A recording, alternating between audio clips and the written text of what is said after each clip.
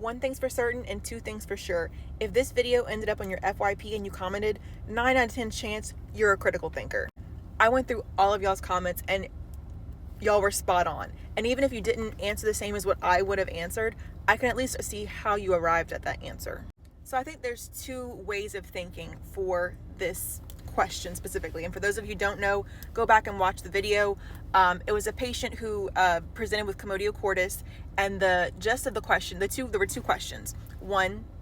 Three questions. What's the diagnosis? Which the correct one is commotio cordis. The second question is, are you writing this as a trauma or a medical? And 3, would you pace theoretically if the patient needed to be paced post-arrest?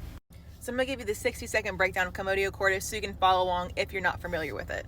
Basically, it's direct contact with the chest, specifically to the heart at just the right time that causes you to go into a cardiac arrhythmia, usually VFib. And while the mechanism itself is trauma technically, it doesn't have like the same underlying cause. It causes an electrical issue in the heart. So those of you who answered just specifically for commotio cordis, I would agree that this is probably a medical call, and just in that plainly alone, stay in play. However, this is framed more like a test question.